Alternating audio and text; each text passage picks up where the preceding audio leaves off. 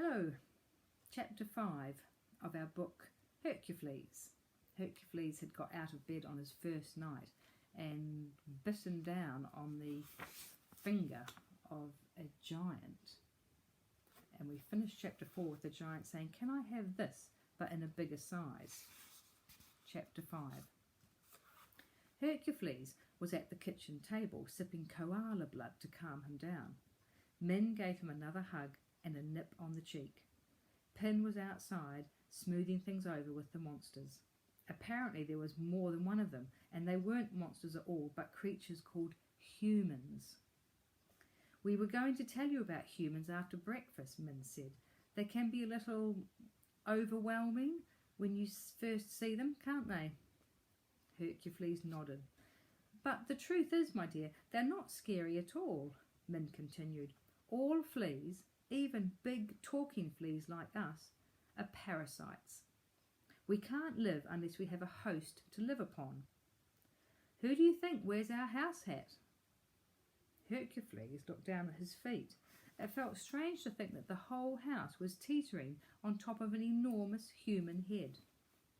"We're not like normal fleas," said Min. "We're bigger.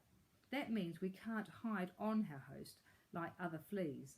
In fact, our host invited us to live in this hat." Hercufleas didn't understand. Why would he do that? Doesn't the plea of the flea say that humans call us pests and want to squish us? Min smiled. "Our host is a nice man called Mr. Stickler, and he would never do that. We work for him, Hercufleas." "We do?"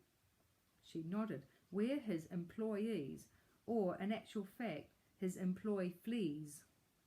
How else do you think we can afford blood from exotic animals from all over the world, and to sleep on mouse-hair mattresses and light our rooms with candles? All these things cost money, and we have to work very hard to earn it. You too, eventually." Hercufleas slumped in his chair. What about the destiny he'd always known was waiting for him? What about adventures? Something occurred to him. "We won't lose our jobs, will we, because of me biting our host, I mean? He won't think we're pests and make the fleamily leave his head?"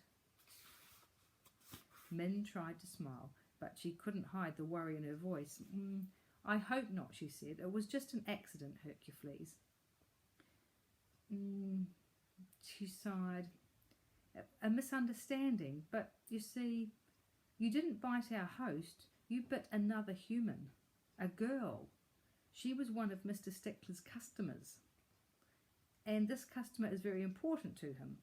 She has money, and she was about to pay him when you made your mistake. Do you see now?" Hercufleas nodded. Because of him, the girl might not feel like paying Mr. Stickler, which meant he would lose business, and then the fleamily really would be pests to him. "Will you come outside with me now and apologise?" Min asked. Hercufleas was very nervous about seeing humans again. They were so big, so monstrously ugly. But Min needed him to say sorry, so he nodded. She leaned forward and nipped him on the neck. "What a sweet little hatchling you are. Come follow me then. Don't be scared." Min led him out through the front door. They stood on the brim of the house hat together. Despite all the koala blood, Hercules' legs were quivering. He suddenly realized he knew almost nothing about their host. He didn't even know what the customer wanted to buy.